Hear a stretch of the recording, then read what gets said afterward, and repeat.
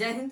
सबको मेरा प्रणाम नमस्कार है। प्यारे साथियों, मैं हूं आप सभी का अपना mentor and educator SF sir. आज के इस सेशन में आप सभी का बहुत बहुत स्वागत करता हूं। साथियों, ये जो सेशन होने वाला है ये बहुत ही बेहतरीन होने वाला है मेरे कक्षा 10वीं वाले भाइयों बहनों के लिए। तो कक्षा 10वीं के सामाजिक विज्ञान अर्थात एसएसटी के पहले चैप्टर यूरोप में राष्ट्रवाद को अपन कवर कर रहे होंगे विथ पीडीएफ के थ्रू अपन इस वीडियो में देख रहे होंगे कि ऑब्जेक्टिव क्वेश्चंस और सब्जेक्टिव क्वेश्चंस जो हमारे एनसीईआरटी के और बोर्ड एग्जाम में संभावित है उन सारे को देखने वाले हैं। और आपके बोर्ड एग्जाम के लिए ये जो क्वेश्चंस होंगे वो बहुत बेहतरीन होंगे। ठीक है, तो आज के इस सेशन में अपन क्या देख रहे होंगे, तो उस सारे क्वेश्चंस को, उस सारे ऑब्जेक्टिव्स को देख रहे होंगे जो हमारे बोर्ड एग्जाम में आने वाले हैं कक्षा 10 सामाजिक विज्ञान के पहले चैप्टर से। तो साथियों, आइए बिना बात के चलते हैं अपने उस पीडीएफ पर। ठीक है, तो पीडीएफ मिलेगा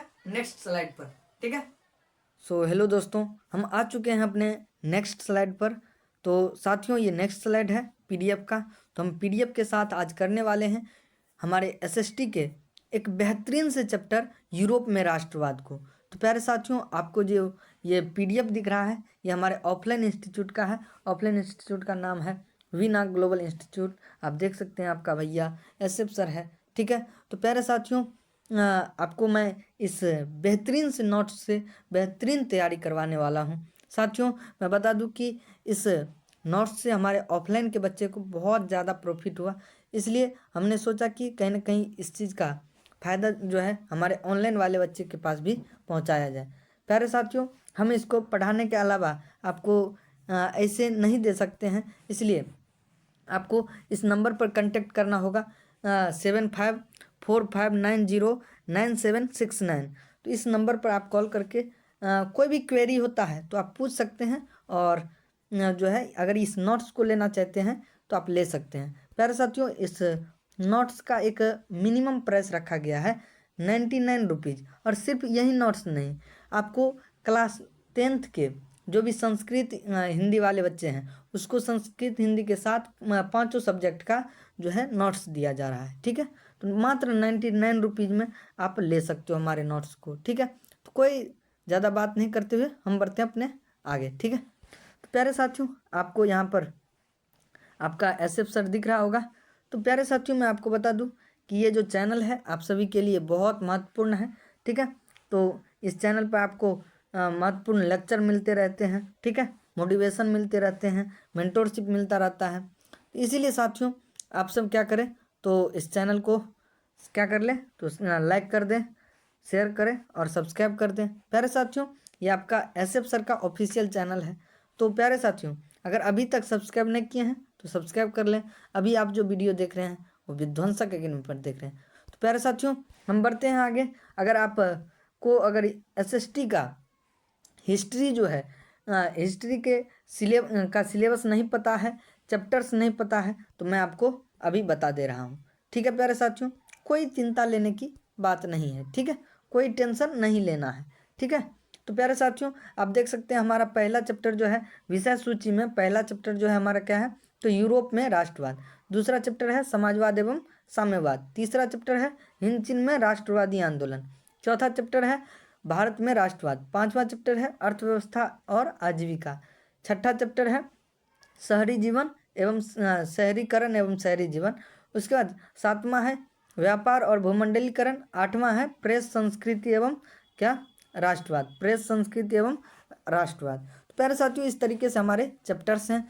ठीक है, तो आज तो अपन पढ़ेंगे बहुत अच्छे से यूरोप में राष्ट्रवाद को। तो प्यारे साथियों, उससे पहले मैं एक बार फिर से आप सभी से गुजारिश कर रहा हूँ कि अगर इस भी चैनल विध्वंसक एकेडमी को नहीं सब्सक्राइब किए हैं तो सब्सक्राइब कर लें, अपने दोस्तों में शेयर कर दो और दबा के लाइक कर दो। प्यारे साथियों, इस वीडियोज को आपके पास लाने में बहुत मेहनत लगता है। ठीक है प्यारे साथियों, तो बढ़ते हैं आगे। तो आगे जब बढ़ेंगे तो आ जाता है हमारा बेहतरीन सा यूरोप में राष्ट्रवाद। तो प्यारे साथियों, आपको यहाँ पर दिख रहा होगा यूरोप में राष्ट्रवाद। क्या दिख रहा है, यूरोप में राष्ट्रवाद चैप्टर है हमारा। तो प्यारे साथियों, अब हम क्या करने वाले हैं, तो इसके ऑब्जेक्टिव जो होते हैं बोर्ड एग्जाम में, जो कि सीधे हमको देखने को मिलते हैं इस चैप्टर के, तो इस चैप्टर के सीधे देखे जाने वाले ऑब्जेक्टिव जो होते हैं वो हमारे इसी मेन पॉइंट से होते हैं। तो हम उसी मेन पॉइंट को करने वाले हैं जो कि हमारे बोर्ड एग्जाम में आते हैं। ठीक है, तो इस मेन पॉइंट को आप लोग क्या समझो, तो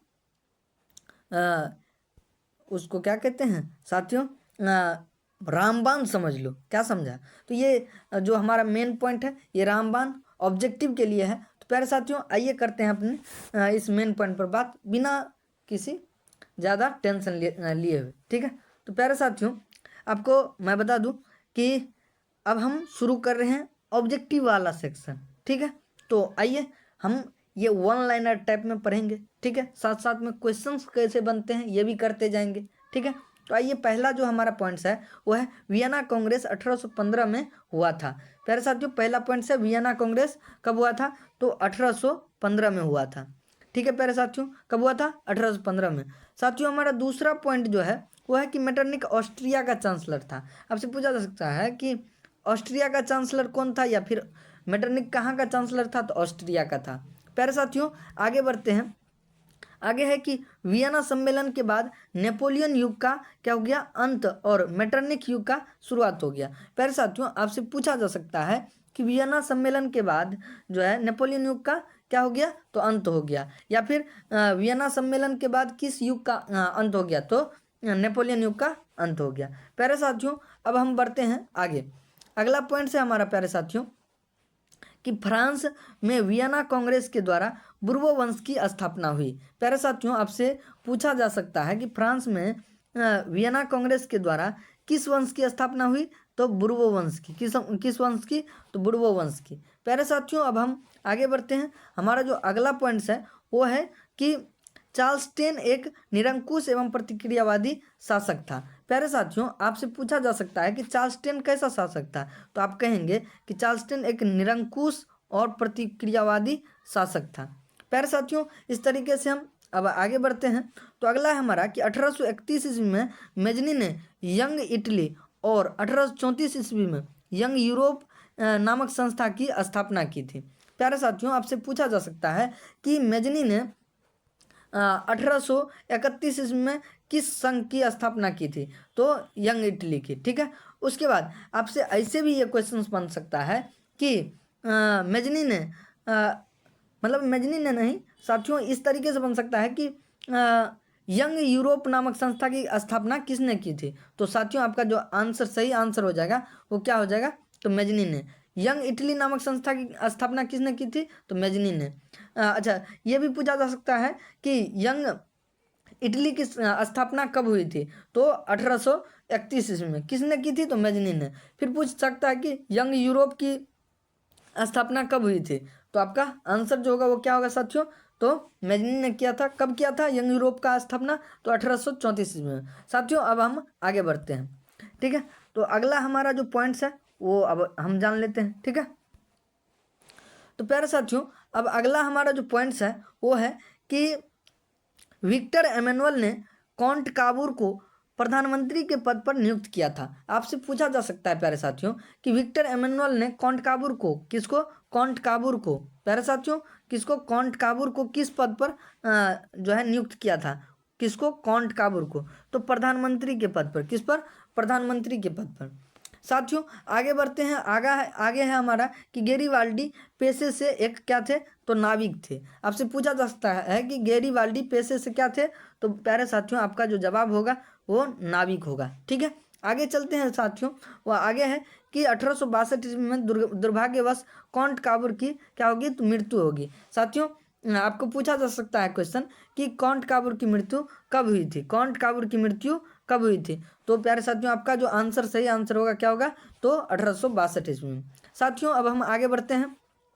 आगे है हमारा कि इटली के एकीकरण में मेजनी का महत्वपूर्ण योगदान था। साथियों ये तो नॉर्मल क्वेश्चन है इसे, लेकिन पूछा जा सकता है कि इटली के एकीकरण में सबसे अधिक किसका योगदान था? तो मेजनी का। या फिर 3 क्रांतिकारी दूसरे देश के या दूसरे महादेश से हो जाएंगे, जैसे अपने भारत के ही दे देंगे और दे देंगे कि इटली के एकीकरण में सबसे अधिक योगदान किसका था? महात्मा गांधी, सुभाष चंद्र बोस, मेजनी, एक और कोई दे देगा बिस्मार्क। ठीक है। तो उसमें आपका जो सही आंसर होगा कौन होगा, मेजनी होगा, ठीक है। लेकिन ये क्वेश्चन ऐसे बहुत कम बनेंगे आपके, ठीक है। तो आगे बढ़ेंगे प्यारे साथियों। आगे है कि हीगेल एक क्या था, तो दार्शनिक था।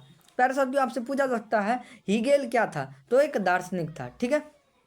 आगे बढ़ते हैं प्यारे साथियों। आगे है कि जालवेरिन एक व्यापारियों की संस्था थी। आपसे पूछा जा सकता है कि जालवेरिन किसकी संस्था थी या जालवेरिन क्या थी, तो व्यापारियों की एक क्या थी, तो संस्था थी। व्यापारियों की एक संस्था थी, व्यापारियों की संस्था। किसकी संस्था थी, तो व्यापारियों की। साथियों आगे जो आपका क्वेश्चन है वो बनेगा कि बिस्मार्क जो एक कूटनीतिज्ञ थे, उसने रक्त और लोह नीति का क्या क्या था, अवलंबन किया था। प्यारे साथियों आपसे ये क्वेश्चन बन सकता है कि बिस्मार्क क्या थे, तो एक कूटनीतिज्ञ थे। क्या थे प्यारे साथियों, एक कूटनीतिज्ञ।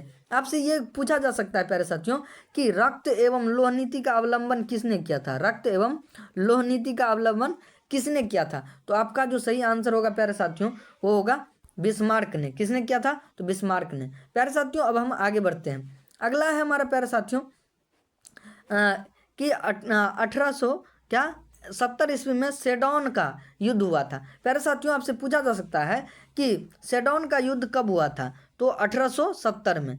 1870 में किसका युद्ध हुआ था, तो सेडोन का युद्ध हुआ था, ठीक है प्यारे साथियों। अब बढ़ते हैं आगे, ठीक है। आगे है हमारा फ्रैंकफर्ट की संधि 10 मई 1871 ईस्वी को हुई थी। प्यारे साथियों आपसे पूछा सकता है कि फ्रैंकफर्ट की संधि कब हुई थी, तो आपको ये डेट याद रखना है, 10 मई 1871 ईस्वी। प्यारे साथियों आपको ये थोड़ा सा जो है घुमाने के लिए पूछा, ऑप्शन में दिया रहेगा 10 मई, 22 मई, 24 मई, 11 मई, इस तरीके से आपको थोड़ा सा घुमाएगा क्वेश्चन को। और ये ईस्वी जो है सेम ही रहेगा, क्या सेम ही रहेगा 1871 ईस्वी, लेकिन ये 10 मई जो है इस चीज़ को आपको कंफर्म याद रखना है, ठीक है। तो इस तरीके के क्वेश्चन में ओवर कॉन्फिडेंस से बच्चे जो है किसी भी आंसर को टिक कर देता है, लेकिन यहाँ पर जो मंथ होता है वो गड़बड़ा के आ जाता है, ठीक है प्यारे साथियों। तो अब बढ़ते हैं आगे, आगे बढ़ेंगे प्यारे साथियों। आगे हमारा बेहतरीन सा क्वेश्चन आ रहा है। तो प्यारे साथियों अगला जो हमारा क्वेश्चन है वो है कि हंगरी की राजधानी कहाँ है, तो बुडापेस्ट। ये तो सभी को पता है प्यारे साथियों, हंगरी की राजधानी कहाँ है, बुडापेस्ट। आगे बढ़ते हैं प्यारे साथियों। 1829 ईस्वी में एड्रियानोपल की संधि तुर्की में हुई थी। प्यारे साथियों आपसे क्वेश्चंस बन सकता है और पूछा जा सकता है कि एड्रियानोपल की जो संधि है वो कहाँ हुई थी, तो तुर्की में हुई थी प्यारे साथियों, ठीक है। आगे बढ़ते हैं। आगे हमारा प्यारे साथियों कि मैसूर का शासक टीपू सुल्तान था। आपसे पूछा जा सकता है प्यारे साथियों कि मैसूर का शासक कौन था, तो टीपू सुल्तान। या फिर पूछा जा सकता है कि टीपू सुल्तान कहाँ का शासक था, तो मैसूर का शासक था। प्यारे साथियों अब बढ़ते हैं अगले पॉइंट्स पर। तो अगला है हमारा कि इटली एवं जर्मनी वर्तमान में किस महादेश में है या किस महादेश के अंतर्गत आते हैं, तो प्यारे साथियों आपका जो जवाब होगा यूरोप महादेश। क्या होगा, यूरोप महादेश। इटली एवं जर्मनी वर्तमान में किस महादेश में है, तो यूरोप महादेश में। प्यारे साथियों आगे बढ़ते हैं। आगे है कि फ्रांस में वियना कांग्रेस के द्वारा बुर्बो वंश की पुनः स्थापना हुई हो गई, ठीक है। प्यारे साथियों आपसे ये क्वेश्चंस बनेगा कि वियना कांग्रेस के द्वारा किस वंश की स्थापना हुई, तो आपका जो सही आंसर होगा क्या होगा, बुर्बो वंश की। क्या होगा, बुर्बो वंश की, ठीक है प्यारे साथियों। बुर्बो वंश की पुनर्स्थापना हुई थी, ठीक है प्यारे साथियों। आगे बढ़ते हैं। आगे हमारा पॉइंट बेहतरीन सा कि इटली एवं जर्मनी, क्या इटली और जर्मनी के एकीकरण के विरुद्ध कौन था, तो ऑस्ट्रिया था। प्यारे साथियों आपसे पूछा जा सकता है क्वेश्चन कि इटली एवं जर्मनी के एकीकरण के विरुद्ध कौन था, तो प्यारे साथियों कौन था, ऑस्ट्रिया था। कौन था, ऑस्ट्रिया था, ठीक है। तो आई होप कि प्यारे साथियों यहाँ तक आपको बेहतरीन लगा होगा, तो एक लाइक कर दीजिएगा और हम आगे बढ़ते हैं, ठीक है प्यारे साथियों। आगे बढ़ रहे हैं तो हमारा अब जो पॉइंट्स है प्यारे साथियों उस पॉइंट पर बढ़ते हैं, ठीक है। तो अब हमारा जो लास्ट 2 पॉइंट है उसको देख लेते हैं। तो लास्ट के जो 2 पॉइंट है उसमें से क्या है, तो पहला है कि जर्मन राइन राज्य का निर्माण नेपोलियन बोनापार्ट ने किया था। आपसे प्यारे साथियों पूछा जा सकता है कि जर्मन राइन राज्य का किसका, तो जर्मन राइन राज्य का निर्माण किसने किया था, तो नेपोलियन बोनापार्ट ने। किसने किया था प्यारे साथियों, नेपोलियन बोनापार्ट ने। किसने, नेपोलियन बोनापार्ट ने। आगे बढ़ते हैं प्यारे साथियों। आगे हमारा कि यूरोप वासियों के लिए यूनान देश का साहित्य और एवं ज्ञान विज्ञान प्रेरणा स्रोत रहा। पूछा जा सकता है ये। वैसे तो ये कोई बेहतरीन सा जो है पॉइंट्स अभी नहीं बन रहा है, लेकिन मैं आपको बता सकता हूँ कि पूछा जा सकता है कि यूरोप कैसा देश है, तो ज्ञान विज्ञान से भरा पड़ा देश है। ठीक है। और साथियों ये भी पूछा जा सकता है कि सबसे ज़्यादा ज्ञान का महत्व जो है किस देश में किस देश का प्रेरणा स्रोत रहा है, तो यूरोप महादेश का। ठीक है प्यारे साथियों, किसका? यूरोप महादेश का। प्यारे साथियों अब हम बढ़ते हैं आगे। प्यारे साथियों आपको यहाँ पर दिख रहा होगा हमारा क्या है, तो लघु उत्तरीय प्रश्नोत्तर। तो आपको यहाँ पर दिख भी रहा होगा लघु उत्तरीय प्रश्न। ठीक है। तो प्यारे साथियों ये जो हमारा लघु उत्तरीय प्रश्न है यूरोप में राष्ट्रवाद का, अब इसको हम देखते हैं। ठीक है। तो प्यारे साथियों आपको यहाँ पर क्वेश्चंस भी दिख रहा होगा। ठीक है। तो हमारा जो पहला क्वेश्चन है प्यारे साथियों वो है कि राष्ट्रवाद किसे कहते हैं। प्यारे साथियों ये जो हमारा पहला क्वेश्चन है आपको दिख रहा होगा कि राष्ट्रवाद किसे कहते हैं। क्या साथियों? राष्ट्रवाद किसे कहते हैं। जाहिर सी बात है प्यारे साथियों कि इस चैप्टर का नाम है यूरोप में राष्ट्रवाद। प्यारे साथियों अभी ही हमने जस्ट यही बताया है कि यूरोप जो है ज्ञान विज्ञान से भरा पड़ा देश है, देश था भी अभी भी है। यूरोप कैसा देश है, तो यूरोप जो है ज्ञान विज्ञान से भरा पड़ा देश है। तो प्यारे साथियों सवाल तो उठना ही चाहिए कि जो है राष्ट्रवाद क्या है। तो प्यारे साथियों अपन का ये 1 लाइन का जो है आंसर है। आपको आप इसको कई लाइनों में जो है इसको लिख सकते हो, कई लाइनों में आप व्याख्या कर सकते हो कि राष्ट्रवाद क्या होता है। प्यारे साथियों मैं भी आपको ऐसे ही बताने वाला हूँ। तो प्यारे साथियों हम लोग बढ़ते हैं अपन आगे कि राष्ट्रवाद क्या होता है। तो प्यारे साथियों बिना बात के आगे बढ़ते हैं। ठीक है। तो प्यारे साथियों हमारा जो उत्तर है लिखा हुआ कि राष्ट्रवाद क्या है, तो हमने लिख रखा है कि अपने देश के प्रति प्रेम की भावना को राष्ट्रवाद कहते हैं। यहाँ पर ह होगा प्यारे साथियों, राष्ट्रवाद कहते हैं। प्यारे साथियों कहते हैं। यहाँ पर अगर आपको मैं सही से दिखा दूँ तो प्यारे साथियों राष्ट्रवाद किसे कहते हैं, तो अपने देश के प्रति राष्ट्र प्रेम की भावना जो होती है उसे क्या कहते हैं, तो राष्ट्रवाद कहते हैं। प्यारे साथियों उसे क्या कहते हैं, राष्ट्रवाद कहते हैं। आप अगर इसका स्क्रीनशॉट लोगे तो इसके लिए मैं लिख देता हूँ अच्छा से। ठीक है प्यारे साथियों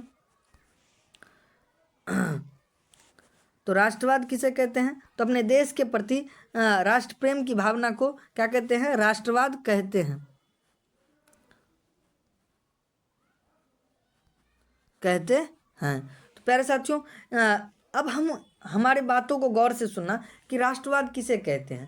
प्यारे साथियों राष्ट्रवाद कहते हैं एक भावना को, एक ऐसी चेतना को। तो इसको अगर डिफाइन करोगे तो मेरे बातों को गौर से ध्यान से इत्मीनान से सुनना, और कहीं लिखने का मन करे तो लिख भी लेना कि राष्ट्रवाद एक ऐसी चेतना है। राष्ट्रवाद एक ऐसी चेतना है, चेतना मतलब भावना। राष्ट्रवाद एक ऐसी चेतना है जिसके उत्पन्न होने पर लोग अपने देश के प्रति सोचने लगते हैं, अपने देश के विकास के लिए, अपने देश की तरक्की के लिए, अपने देश को आज़ाद करवाने के लिए, ठीक है, तत्पर रहते हैं। मर मिटने की भावना उत्पन्न होती है, तो उसी को राष्ट्रवाद कहते हैं। प्यारे साथियों इसका हम एक एग्जाम्पल भी आपको बेहतरीन सा दे सकते हैं कि इस प्रकार से कह सकते हैं कि जब हमारे देश में सुभाष चंद्र बोस, चंद्रशेखर आज़ाद, पंडित जवाहरलाल नेहरू, महात्मा गांधी जैसे महान पुरुष के अंदर राष्ट्र प्रेम की, राष्ट्रवाद की भावना उत्पन्न हुई, तब अंग्रेज भागने पर मजबूर हो गया। तो प्यारे साथियों इस तरीके से आप क्या कर सकते हो, तो राष्ट्रवाद की परिभाषा दे सकते हो। प्यारे साथियों आगे बढ़ते हैं। अगला जो हमारा क्वेश्चन है वो है कि मेजनी कौन था। प्यारे साथियों अगला जो हमारा क्वेश्चन है कि मेजनी कौन था। क्या था, मेजनी कौन था। प्यारे साथियों हमारा जो क्वेश्चन है अगला वो क्या है, मेजनी कौन था। तो प्यारे साथियों हम बढ़ते हैं अपने आगे क्वेश्चंस पर, आंसर पर। प्यारे साथियों हमारा आंसर यहाँ पर लिखा हुआ है, अब चलते हैं इसको देखते हैं क्या है। ठीक है। तो मेजनी कौन था, तो मेजनी साहित्यकार, गणतांत्रिक विचारों का समर्थक और योग्य सेनापति था। मेजनी का संबंध गुप्त दल कार्बोनरी से था। मेजनी ने यंग इटली और यंग यूरोप नामक संस्था की स्थापना की थी। प्यारे साथियों इसमें आप डेट भी बता सकते हो कि उन्होंने यंग इटली का स्थापना किसने किया था और यंग यूरोप की स्थापना कब किया था। प्यारे साथियों ये आप सभी के लिए टास्क है कि आप लोग कमेंट करोगे कि यंग इटली की स्थापना कब हुई थी। अभी हमने ऑब्जेक्टिव में कराया है यंग यूरोप की स्थापना कब हुई थी। ये दोनों क्वेश्चंस का आप आंसर अभी करोगे कमेंट बॉक्स में। कहाँ करोगे? कमेंट बॉक्स में। ठीक है प्यारे साथियों, तो आगे बढ़ते हैं। अगला जो हमारा क्वेश्चन है प्यारे साथियों वो है प्यारे साथियों, यहाँ आगे हम तीसरा क्वेश्चंस पर।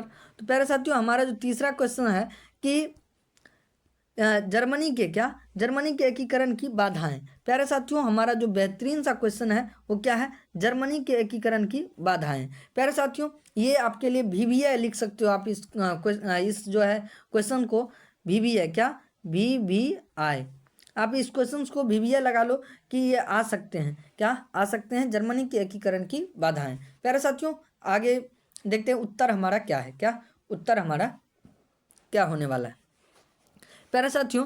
तो हमारा जो उत्तर हो जाएगा कि जर्मनी के एकीकरण की निम्नलिखित बाधाएं थी। ठीक है प्यारे साथियों, तो आपका जो पहला बाधा है, पहला आप क्या लिखोगे कि जर्मनी लगभग 300 टुकड़े में, क्या जर्मनी लगभग 300 टुकड़े में बटे हुए थे। ठीक है, विभाजित था। यहाँ पर हमको थोड़ा सा अल्टर टाइप लग रहा है यार, कि जर्मनी लगभग 300 छोटे बड़े राज्यों में विभाजित था। प्यारे साथियों, सही है कि जर्मनी क्या था? तो लगभग 300 छोटे बड़े राज्यों में क्या था? विभाजित था। प्यारे साथियों, आगे बढ़ते हैं। आगे है प्यारे साथियों कि अगला पॉइंट्स, यहाँ राज्यों में राजनीति, सामाजिक तथा धार्मिक विषमताएं थी। तो प्यारे साथियों, एक बाधा ये भी है कि जहाँ पर जो है राजनीतिक, सामाजिक और धार्मिक बाधाएं आ जाती है ना, तो ये भी एक तरीके की किसी भी चीज़ को विकसित करने में एक दीवार का काम करता है, रोकने का काम करता है। ठीक है प्यारे साथियों, तो इसीलिए हम लोग कहते रहते हैं कि देश में राजनीति नहीं होनी चाहिए या फिर जो है धार्मिक मुद्दा नहीं आनी चाहिए। प्यारे साथियों, ये भी एक प्रकार की बाधा भी है। ठीक है, तो अगला जो हमारा बाधा है वो है कि राष्ट्रवाद की भावना का अभाव था। अब देखो प्यारे साथियों, यही राष्ट्रवाद की बात जो उठी ना, तो इसीलिए उठी कि राष्ट्रवाद, किसी को अपने देश से प्रेम ही नहीं था, कोई अपने देश के प्रति सोच ही नहीं रहा था, तो इसका कमी था। मतलब राष्ट्रवाद की भावना का अभाव था, किसी के अंदर राष्ट्रवाद या राष्ट्र प्रेम नहीं था। प्यारे साथियों, आगे बढ़ते हैं। आगे है कि मेटरनिक युग क्या है। प्यारे साथियों, ये बेहतरीन सा जो आंसर है इसको आप देखेंगे, उससे पहले क्वेश्चन हमारा है कि मेटरनिक युग क्या है। प्यारे साथियों, आगे बढ़ते हैं आंसर पर। तो हमारा जो आंसर है आपको दिख रहा होगा उत्तर। ठीक है, आगे है कि मेटरनिख ने 1815 से 1848 तक ऑस्ट्रिया में शासन किया। इसी काल को मेटरनिख युग के नाम से जाना जाता है। आप इसको इस तरीके भी कह सकते हो कि ऑस्ट्रिया में 1815 ईस्वी से लेकर के 1848 ईस्वी के दौरान के समय को क्या कहते हैं? मेटरनिख युग कहते हैं। क्योंकि उस समय मेटरनिख का बोलबाला रहा। ठीक है, आगे बढ़ते हैं प्यारे साथियों। अगला क्वेश्चन है हमारा कि 1848 ईस्वी की क्रांति के कारण क्या थे। ठीक है प्यारे साथियों, हमारा क्वेश्चन है कि 1848 ईस्वी के फ्रांसीसी क्रांति के कारण क्या थे। प्यारे साथियों, हमारा उत्तर जो है वो बेहतरीन सा है, आप लोग देखेंगे। वो है कि 1848 के फ्रांसीसी क्रांति के निम्न कारण थे। ठीक है प्यारे साथियों, उसमें से पहला कारण जो है हमारा वो देख लीजिए कि लुई फिलिप की कमजोर एवं उदारवादी नीति का होना। अब देखो प्यारे साथियों, लुई फिलिप जो था उसका क्या होना? तो कमजोर और उदारवादी नीति होना।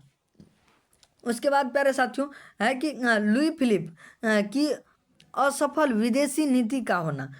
लुई फिलिप जो था ना, उसका विदेशी नीति भी क्या था? तो असफल ही था प्यारे साथियों। अगला हमारा पॉइंट है कि राज्य में भूखमरी एवं बेरोजगारी का बढ़ना। प्यारे साथियों, और ये क्रांति भी इसीलिए हुआ था कि वहाँ पर भूखमरी बेरोजगारी बढ़ रहा था, तो उससे परेशान होकर के इस जो है क्रांति का क्या हुआ? तो क्या कह सकते, पुनर तो नहीं, उस दिन वो ये क्रांति का क्या हुआ? तो एक आगाज हुआ जिसका नाम पड़ा क्या? 1848 ईस्वी के फ्रांसीसी क्रांति। ठीक है, फ्रांसीसी क्रांति के नाम से हम लोग जाने उसको। ठीक है, आगे बढ़ते हैं प्यारे साथियों। अगला हमारा जो बेहतरीन सा क्वेश्चन है वो है क्या है? तो इटली एवं जर्मनी के एकीकरण में ऑस्ट्रिया की भूमिका क्या थी? तो इटली एवं जर्मनी के एकीकरण में ऑस्ट्रिया की भूमिका क्या थी प्यारे साथियों? इस पर चलते हैं। तो प्यारे साथियों, हमारा जो बेहतरीन सा आंसर होगा वो है कि इटली और जर्मनी। क्या? इटली और जर्मनी। प्यारे साथियों, मैं आपको बढ़िया से दिखा दूं कि इटली और जर्मनी के एकीकरण में ऑस्ट्रिया बाधक बना हुआ था। मतलब इसका तो मेन भूमिका यही है प्यारे साथियों। इसका मेन भूमिका क्या था? तो ये क्या था? तो बाधक बना हुआ था। क्या था? बाधक, मतलब बाधा था, दीवार की तरह। इटली 1830 के क्रांति के बाद इटली में जो नागरिक आंदोलन शुरू हुआ उसे ऑस्ट्रिया के चांसलर मेटरनिख ने दबा दिया, जिसे इटली के एकीकरण रुक गई। तो प्यारे साथियों, इटली का जो एकीकरण था वो रुक गया था किसके कारण? तो इसी मेटरनिख के कारण, जो कि अभी हम लोग कुछ देर पहले पढ़े इसके बारे में। तो प्यारे साथियों, इसका बाधा ये हुआ। आगे भी बढ़ते हैं हम लोग, देखते हैं क्या है। ठीक है, तो आगे है कि जर्मनी के क्या है हमारा प्यारे साथियों, आप लोग देखेंगे कि जर्मनी, देखो यहाँ पर थोड़ा जर्मनी में हो गया प्यारे साथियों। यहाँ पर इटली होगा प्यारे साथियों कि इटली एवं जर्मनी में राष्ट्रवादी भावनाओं को कुचलने के लिए ऑस्ट्रिया के चांसलर मेटरनिख ने दमनकारी कानून लाया, जिसने जर्मनी के एकीकरण में बाधा हुई, जिससे इटली के एकीकरण में, इटली और जर्मनी के एकीकरण में क्या हुई? तो बाधा हुई प्यारे साथियों। ठीक है प्यारे साथियों, तो या तो इसको मिटाइए दो, नहीं तो इसको उधर, वो इसको इटली ऊपर वाला जो था उसको इटली का मान लो और इसको जर्मनी का। जर्मनी में राष्ट्रवादी भावनाओं को कुचलने के लिए ऑस्ट्रिया के चांसलर मेटरनिख ने दमनकारी कानून लाया, जिससे कि जर्मनी के एकीकरण में बाधा हुई। ठीक है प्यारे साथियों, ये दोनों इटली और जर्मनी के बाधा हो गए, वो उधर इटली का, इधर जर्मनी का बाधा। ठीक है, आगे बढ़ते हैं हम। ठीक है, आगे हमारा प्यारे साथियों कि आगे हमारे प्यारे साथियों क्वेश्चन बहुत बेहतरीन सा कि वियना कांग्रेस की दो उपलब्धियां बताइए। तो वियना कांग्रेस की दो उपलब्धियां प्यारे साथियों वो क्या क्या है उसको अपन अब देखेंगे। प्यारे साथियों, वियना कांग्रेस की दो उपलब्धियां क्या क्या है? तो हम उत्तर जो लिखेंगे वो कुछ इस तरीके से लिखेंगे प्यारे साथियों कि यह कांग्रेस की दो उपलब्धियां हैं। ठीक है, मतलब कांग्रेस कहें तो वियना कांग्रेस, कांग्रेस कहें तो वियना कांग्रेस। ठीक है प्यारे साथियों, तो कौन कौन सी दो उपलब्धियां थी? तो पहला जो उपलब्धि है प्यारे साथियों वो है कि वियना कांग्रेस द्वारा बुर्बो राजवंश की पुनः स्थापना हो गई। तो पहला उसका जो उपलब्धि था वो क्या था? तो बुर्बो वंश की पुनर्स्थापना। दूसरा है प्यारे साथियों वियना कांग्रेस द्वारा लुई 18वां को फ्रांस का राजा बनाना। ठीक है, तो ये दो उपलब्धि है। ठीक है, आगे बढ़ते हैं प्यारे साथियों। आगे जो है हमारा बेहतरीन सा क्वेश्चन आ रहा है कि गेरिबाल्डी के कार्यों की चर्चा करें। अब प्यारे साथियों गेरिबाल्डी का जो काम था उसका अपन क्या करेंगे? चर्चा करेंगे। ठीक है, तो अपन चलते हैं अब उत्तर पर। तो उत्तर हमारा यहाँ पर है प्यारे साथियों, गेरिबाल्डी का मानना था कि इटली का एकीकरण युद्ध के बिना संभव नहीं है। क्या है? असंभव है या संभव नहीं है, इसलिए उन्होंने आक्रमणकारी नीति, आगे बढ़ते हैं, नीति को अपनाया प्यारे साथियों। तो आगे जो हम बढ़ेंगे प्यारे साथियों वो है इस अपनाई क्या साथियों? इसीलिए उन्होंने क्या किया? तो आक्रमणकारी नीति क्या की? अपनाई। लाल कुर्ती और स्थानीय किसानों की सहायता से सिसिली और नेपलस पर अपना अधिकार कायम किया। इन्होंने सर्डानिया में मिला लिया। गेरिबाल्डी पोप पर भी आक्रमण करना चाहता था, परंतु काउंट काबूर ने इसकी अनुमति नहीं दी। तो प्यारे साथियों ये जो थे गेरिबाल्डी जी, इसको इन्होंने क्या किया? तो किसानों की सहायता से इन्होंने यहाँ पर, कहाँ पर? तो सिसिली और नेपलस पर भी अधिकार कायम कर लिया। उसके बाद ये सर्डानिया में क्या हुआ? तो मिल गया। उसके बाद गेरिबाल्डी किस पर आक्रमण करना चाहते थे? तो पोप पर, लेकिन ये क्या काउंट काबूर जी ने क्या किया? इसको अनुमति नहीं दिया। क्या नहीं दिया? अनुमति नहीं दिया। आगे बढ़ते हैं प्यारे साथियों। आगे है कि जर्मनी के एकीकरण के लिए बिस्मार्क ने कौन सी नीति अपनाई थी? प्यारे साथियों यहाँ पर बेहतरीन सा हमारा क्या है? तो क्वेश्चंस है कि क्या है हमारा क्वेश्चंस। तो जर्मनी के एकीकरण के लिए बिस्मार्क ने कौन सी नीति अपनाई। ठीक है, तो कौन सा, ये तो सभी को पता है प्यारे साथियों, ये तो सभी को पता है। उत्तर हमारा क्या साथियों है कि बिस्मार्क जर्मनी के एकीकरण के लिए सैन्य शक्ति के महत्व को समझता था, इसलिए उन्होंने रक्त और लौह की नीति को अपनाया। तो ये भी आपसे पूछा जाता है ऑब्जेक्टिव में कि रक्त एवं लौह नीति का अवलंबन किसने किया था। तो प्यारे साथियों बिस्मार्क ने किया था। किसने किया था? तो बिस्मार्क ने। आगे बढ़ते हैं प्यारे साथियों। तो प्यारे साथियों अब हम बढ़ते हैं अपने दीर्घोत्तरीय प्रश्नोत्तर पर। तो साथियों आपको भी दिख रहा होगा यहाँ पर दीर्घोत्तरीय प्रश्न। ठीक है, तो हम दीर्घोत्तरीय प्रश्न देख रहे हैं, आपको हिस्ट्री भी दिख रहा होगा। तो प्यारे साथियों हमारा जो दीर्घोत्तरीय प्रश्नोत्तर है वो आपको दिख रहा होगा, वो है प्यारे साथियों बहुत ही बेहतरीन सा क्वेश्चन है। ठीक है, तो अपन इस तरीके से इसे जानेंगे। तो प्यारे साथियों हमारा जो दीर्घोत्तरीय प्रश्नोत्तर है ये हमारा पहला क्वेश्चन है कि इटली के एकीकरण, क्या साथियों, इटली के एकीकरण में मेजनी, कॉन्टकाबुर और गेरिबाल्डी का योगदान को बताएं। तो साथियों एक एक करके सारे व्यक्तियों का हम योगदान को जानेंगे। ठीक है, किसका किसका, तो मेजनी का, कॉन्टकाबुर का और गेरिबाल्डी का। ठीक है, तो सभी के योगदान को जानेंगे। तो प्यारे साथियों इसको हम थोड़ा सा जूम आउट कर लेते हैं प्यारे साथियों। तो मेजनी के योगदान लिखेंगे प्यारे साथियों, हम क्या लिखेंगे, मेजनी का योगदान, मेजनी के योगदान। ठीक है प्यारे साथियों, तो क्या लिखेंगे कि मेजनी ने यंग इटली नामक संस्था का गठन किया और युवा शक्ति में विश्वास करता था तथा उनका कहना था कि यदि समाज में क्रांति लानी है तो विद्रोह का नेतृत्व युवकों के हाथों में दे दो। यंग इटली एकमात्र उद्देश्य इटली को साथियों यंग इटली का जो यंग इटली नामक संस्था का जो उन्होंने गठन किया उसका एकमात्र उद्देश्य था कि इटली को ऑस्ट्रिया के प्रभाव से मुक्त कर उनका एकीकरण करना था। प्यारे साथियों उसने जनता जनार्दन तथा इटली का नारा बुलंद किया। इससे युवकों में एकता का सूत्रपात हुआ और 2 वर्षों के भीतर, क्या साथियों, 2 वर्षों के भीतर यंग इटली के सदस्यों की संख्या कितना हो गया साथियों, 60,000 तक पहुंच गया। प्यारे साथियों आगे बढ़ते हैं।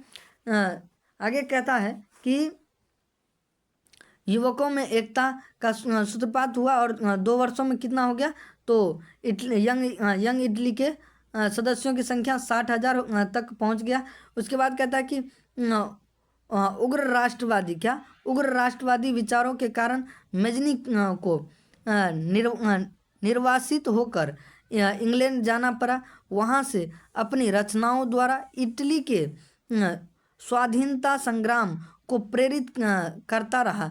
इटली के एकीकरण में उसे पैगंबर कहा जाता है। प्यारे साथियों इटली के एकीकरण में किसको पैगंबर कहा जाता है, तो मेजनी साहब को। तो साथियों मेजनी जो था वो जो है बहुत ही बेहतरीन तरीके से काम कर रहा था, क्योंकि वो एक सेनापति था, तो उसके अंदर वो भावना थी, तो वो युवाओं में वो जोश जगाते थे प्यारे साथियों। लेकिन कुछ उग्र राष्ट्रवादी के चलते क्या हो गया, तो उनका जो वो संस्था था वो निर्वासित हो गया। ठीक है प्यारे साथियों, उसके कारण उसको इंग्लैंड जाना पड़ा। फिर वो पत्रिका के द्वारा, यहाँ पर लिखा हुआ है ना कि स्वाधीनता संग्राम को प्रेरित करने लगा। ठीक है, रचनाओं के द्वारा। तो प्यारे साथियों उसके बाद वो दब गया। आगे बढ़ते हैं प्यारे साथियों। आगे हमारा प्यारे साथियों अगला क्वेश्चन नहीं प्यारे साथियों, इसी का जो अगला पार्ट है कि कॉन्टकाबुर का योगदान। तो प्यारे साथियों कॉन्टकाबुर का क्या योगदान था, क्या कॉन्टकाबुर का योगदान लिखेंगे और लिखेंगे कि 19वीं शताब्दी का एक महान कूटनीतिज्ञ, उसने इटली के एकीकरण में सर्वाधिक योगदान दिया। उसने ऑस्ट्रिया के विरुद्ध यूरोप को प्रमुख शक्तियों का समर्थन प्राप्त करके अपनी कूटनीति प्रतिभा का परिचय दिया। वह एक सूझबूझ वाला प्रतिभा संपन्न राजनीतिज्ञ था। उसने मेजनी को प्रेरणा को मेजनी की प्रेरणा को कूटनीति का बल दिया। तो प्यारे साथियों, मेजनी जो थे उसके प्रेरणा को ये बल देते थे, जो वो कहते थे उस पर ये सराहना उसका करते थे। प्यारे साथियों, आगे है गेरिबाल्डी जी का योगदान। तो अब अपन बढ़ेंगे गेरिबाल्डी के योगदान पर। प्यारे साथियों, तो हमारा गेरिबाल्डी का जो योगदान है उसमें अपन लिखेंगे कि गेरिबाल्डी को इटली का तलवार कहा जाता है। उसने लाल कुर्ती नामक युवाओं का एक संगठन कायम किया। इसकी सहायता से उसने 1860 ईस्वी में नेपलस के राजा को पराजित किया। किसको पराजित किया था? तो नेपलस के राजा को। प्यारे साथियों, नेपलस के राजा को पराजित कौन किया था? तो गेरिबाल्डी ने। प्यारे साथियों, आगे लिखा है कि बाद में सिसिली और पोप को अपने कब्जे में ले लिया। इसके बाद गेरिबाल्डी ने अपने सारे जीते हुए इलाकों को विक्टर एमेनुअल को सौंप दिया और विक्टर एमेनुअल को इटली का राजा घोषित कर दिया। ठीक है प्यारे साथियों, उसके बाद ये इसीलिए कहते हैं ना कि विक्टर एमेनुअल को राजा किसने घोषित कर दिया? तो गेरिबाल्डी ने। आगे बढ़ते हैं प्यारे साथियों, फिर पिडमोंट सार्डिनिया का नाम बदलकर इटली राज्य कर दिया। तो इटली राज्य कर दिया किसका नाम बदलकर? तो पिडमोंट और सार्डिनिया का नाम बदलकर। ठीक है प्यारे साथियों, तो ये इसका योगदान हो गया। प्यारे साथियों, अब आपको 5 नंबर में पूछा जा सकता है कि 1848 ईस्वी की फ्रांसीसी क्रांति के क्या कारण थे? तो प्यारे साथियों, आपका जो दीर्घ उत्तरीय प्रश्न में पूछा जा सकता है वो पूछा जा सकता है कि 1848 ईस्वी की क्रांति के क्या कारण थे। तो प्यारे साथियों, इसको बहुत भी डिफाइन करके बताना होगा हमें कि कहीं ना कहीं जब दीर्घ उत्तरीय प्रश्न है तो दीर्घ उत्तरीय आंसर देना पड़ेगा। ठीक है प्यारे साथियों, तो यहाँ पर लिखेंगे। प्यारे साथियों, जरूरी नहीं है कि आपको क्वेश्चन सेम ही रहे। क्वेश्चन में वो कैसे भी लिख देगा कि 1848 ईस्वी की फ्रांसीसी क्रांति का व्याख्या करे या उसके बारे में टिप्पणी करे, तो भी यही होगा प्यारे साथियों। ठीक है, आगे बढ़ते हैं। आगे है हमारा उत्तर कि 1830 ईस्वी की क्रांति के बाद लुई फिलिप फ्रांस का राजा बना। उसने अपने विरोधियों को खुश करने के लिए स्वर्णिम मध्यवर्गीय नीति अवलंबन करते हुए सन 1840 ईस्वी में गीजो को प्रधानमंत्री नियुक्त किया, जो कट्टर प्रतिक्रियावादी था। वह किसी भी तरह के संवैधानिक यहाँ पर होगा प्यारे साथियों, संवैधानिक, सामाजिक, आर्थिक सुधारों के विरुद्ध था। फिलिप के पास कई सुधारात्मक कार्यक्रम नहीं थे। कोई प्यारे साथियों, कोई सुधारात्मक कार्यक्रम नहीं था और न ही उसे विदेश नीति में कोई सफलता हासिल हो रही थी। प्यारे साथियों, अब हम आगे बढ़ते हैं। कोई सफलता हासिल नहीं हो रही थी। प्यारे साथियों, आगे है कि उसके शासनकाल में विदेश में उसके देश में प्यारे साथियों, उसके देश में भूखमरी और बेरोजगारी व्याप्त हो गई। ठीक है प्यारे साथियों, मतलब बहुत बढ़ गया। उसके बाद है सुधारवादियों ने 22 फरवरी 1848 ईस्वी को पेरिस में थियर्स के नेतृत्व में एक विशाल भोज का आयोजन किया। राजा ने इस पर रोक लगा दिया, अतः पेरिस के विरुद्ध प्रदर्शन हुए और जुलूस निकाले गए। इस पर पुलिस ने गोली चला दी, जिससे अनेक लोग मारे गए। अतः दमनकारी नीति अपनाए जाने का कारण था 1848 ईस्वी की क्रांति। मतलब प्यारे साथियों, दमनकारी जो नीति था उसको अपनाए जाने से किसका आरंभ हुआ? तो 1848 ईस्वी की क्रांति का आरंभ हुआ।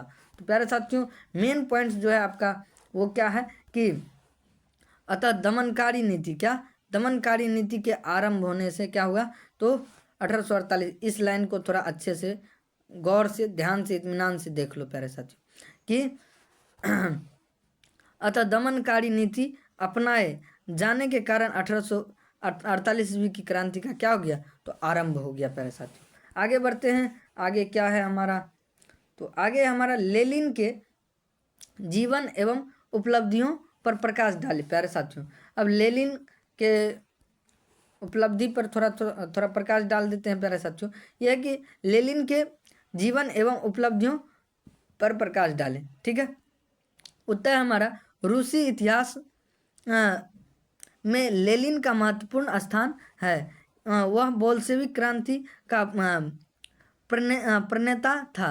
उसका जन्म 10 अप्रैल 1870 को वोल्गा नदी के किनारे स्थित सिमबर्ग नामक गांव में हुआ था। वह आरंभ में विद्रोही था। लेनिन जारशाही का कट्टर दुश्मन था। अच्छा, जारशाही जो होता है प्यारे साथियों, ये जिसको राजतंत्र कहते हैं, राजा का तंत्र, उसका ये क्या था, तो कट्टर दुश्मन था। वह बोल्शेविक दल का सदस्य बन गया। लेनिन ने 1905 ईस्वी में रूसी क्रांति में भाग लिया। क्रांति असफल हो गई और उसे रूस छोड़कर जाना पड़ा। 1917 ईस्वी में आगे बढ़ते हैं प्यारे साथियों, आगे क्या है।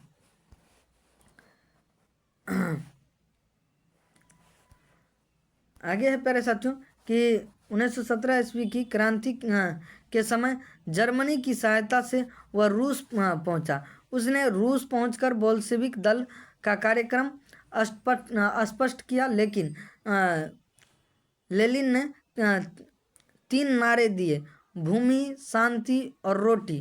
क्या? भूमि, शांति और रोटी। आपको ये पूछा जा सकता है कि भूमि, शांति और रोटी का नारा किसने दिया था, तो लेनिन ने दिया था प्यारे साथियों। भूमि किसानों को, शांति सेना को और रोटी मजदूरों को।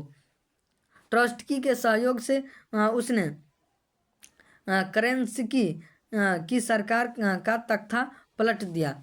लेनिन ने बोल्शेविक सरकार का अध्यक्ष बन गया। तो लेनिन किस सरकार का अध्यक्ष बना, तो बोल्शेविक सरकार का। ठीक है, उसका उद्देश्य रूस का नवनिर्माण था। तो प्यारे साथियों, लेनिन का जो मुख्य उद्देश्य था वो क्या था, तो रूस का नवनिर्माण था। प्यारे साथियों, अब आगे बढ़ते हैं। आगे है कि लेनिन की क्या, प्यारे साथियों, आगे जो हमारा आगे है कि लेनिन की उपलब्धियां। सर्वप्रथम लेनिन ने जर्मनी के साथ युद्ध बंद कर दिया। 1918 ईस्वी में जर्मनी के साथ ब्रस्ट लिटोवस्क को संधि की। उसने राष्ट्रीयता का सिद्धांत अपनाया था।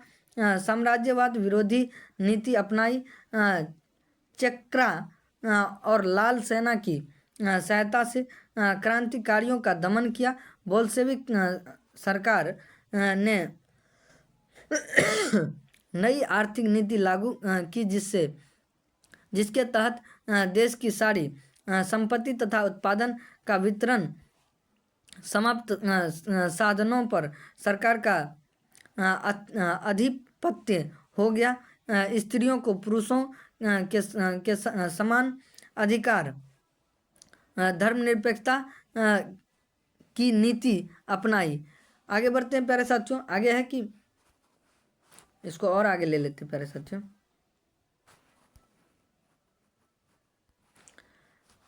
आगे है प्यारे साथियों कि निःशुल्क प्राथमिक शिक्षा की व्यवस्था की। लेनिन ने प्रशासनिक सुधार कर पुराने नौकरशाह को हटा दिया। आर्थिक सुधारों के लिए 1921 ईस्वी में आर्थिक नीति अपनाई। तो आपसे नई आर्थिक नीति पूछा जा सकता है कि नई आर्थिक नीति कौन अपनाया था, तो लेनिन ने। इस प्रकार उन्होंने रूस का नवनिर्माण किया।